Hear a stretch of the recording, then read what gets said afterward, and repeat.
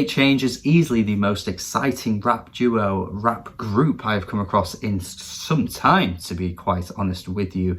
And I am very pleased to be pushing these guys onto you and hopefully giving them some more exposure, because this album right here perhaps is my rap album of the year so far. Yes, I know this will certainly go down with some turned, tilted, confused faces and heads, considering it's about a week since I reviewed the Kendrick Lamar album, even less than a week since I reviewed that, and just over a week since it came out. And some people will be saying, no, that's rap album of the year. But for me, personally, I actually really just think this They Hate Change album is pretty stellar. The immediate noticeable thing about this album is how fresh and unique the production is compared to your average rap album. I think they are picking some stellar beats to be rapping over. In fact, at times the production might even overshadow the rapping itself. Not to say that their rapping isn't good, because their rapping is really, really good. But I think the thing you will pick up upon first when you're playing this album, or you pick a song from this album, will be the production for sure. Breathing is easily one of the highlights on this album, and one of the tracks that I would definitely pick out as one to be your first track to listen to, because there's such a nice marriage of like old school rapping and old school sort of like 90s, maybe early 2000s like hip hop feel to the song, and then you marry that with the fresh production and the drum and bass transition as well. It's just such a cool connection of two ideas coming together. I mean, I'm not going to say that they're the first guys to ever do this, but I'm certainly wondering why there aren't more artists out there attempting this, because I think this is just a steal right here, a steal of an idea. The hook is so slick, it's so cool. They have a great way to sort of ooze this confidence coming out of their vocals, this kind of like laid back chillness to them that just oozes a lot of cool. This transitions into Who Next, and my god, the rumbling bass that is just firing up. It's sort of igniting at the start of the track, and it just kind of, you know, gets a bit more intense as the song goes along. It's just fantastic. And once again, the combination of styles coming through here is really, really impeccable. I think this, again, is just such a steal of an idea, and I think they're doing it so well. It would be one thing doing this and maybe thinking, oh yeah, in concept I like it, but I don't necessarily like the execution. That would be one thing, but it's the fact that the concept and the execution is so good that I'm just so excited for listening to this album. 1,000 Horses has a Clips vibe to the rapping on this one. Definitely some, you know, mid-2000s Clips sort of stuff. Not necessarily in the content that they're rapping about, but just in the way that they're both coming onto the beat. They just kind of sound really confident, and that kind of, you know, Pusha T feel to it, which obviously, you know, he's not the only guy in Clips, I know that, but just a bit of that feeling to the song. Some Days I Hate My Voice might be the most entertaining lyrical track on the album, just for the fact that there's so many references being thrown around on this one, man. Like, holy shit, they just shove in so many different things.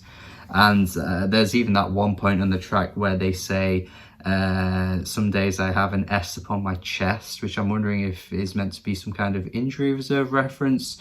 And the following line makes you kind of think of people compared them to injury reserve before, and they're kind of making a nod to that. I don't really know, but to be fair, I'm a big fan of injury reserve, and honestly, this is the most excited I've been for a hip-hop duo, group, trio thing since Injury Reserve. So, you know, shout out to you guys. If you don't like those comparisons to Injury Reserve, it's a big comparison to get from me, because I think they're fantastic. But regardless of that, the line after where he says how someone says that they sound like 100 gecs, I mean, he doesn't hear it at all, but shout out to Laura Les anyway. I think that's quite a funny line. But Black Flag and X-Ray Spex also being referenced on this track.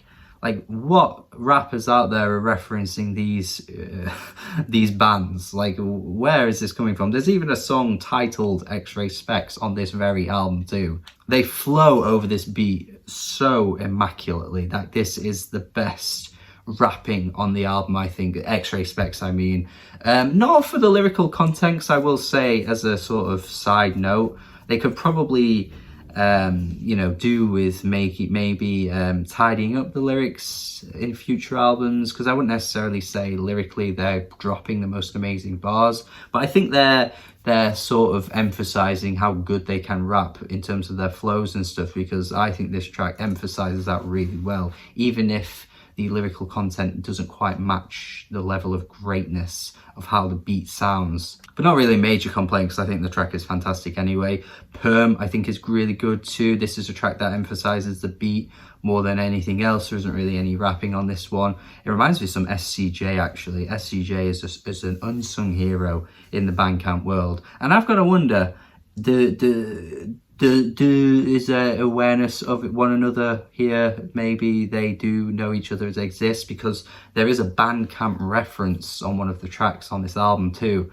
So I'm definitely sort of curious as to whether there's some crossover there. Would love to know though. If anyone is watching that does know, that could tell me that would be amazing. Reversible Keys is another track that emphasizes the beat more so than the rapping. It kind of shows that there's two sides to these guys. It's not just all about the hip hop. They can give you some atmospheric drum and bass. And when I say atmospheric, I really mean it. This track is the most atmospheric track on the whole thing.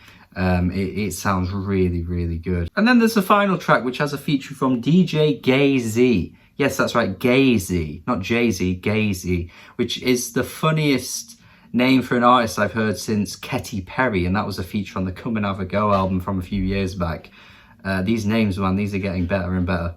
But this track is really hype with the beat. There's a bit of a trap sort of feel to the beat as well. The vocals too just kind of feel really old school. Yeah, it's a great track. It's a nice way to end things out. It's very much a running track. I can imagine running to this shit. Even the whole album, to be fair, I could imagine doing some kind of hype pumped up exercise too, because it's just got that feel from start to finish. But yeah, as you can tell, I think this is great. This is easily my rap album of the year so far. It is only May, of course, so things could change, but even by the end of the year, I'll be hyping this up as one of the best albums of the year for sure, and therefore that means I'm going to give it an 8 out of 10. This is great. So thank you for watching my review. Hopefully you enjoyed it. Hopefully you agreed with what I had to say. Hopefully you got a recommendation out of this as well if you've never heard this album before. Always love to pass on some recommendations to you guys. Let me know your thoughts if you have heard it. Would love to see. Tell me what I should review next. Check out my Patreon. Support me on there. You can just do $1 a month for the Discord access. We talk about music in there day to day. So would love to see you guys get involved in that. Thank you as always. Have a good day. Goodbye.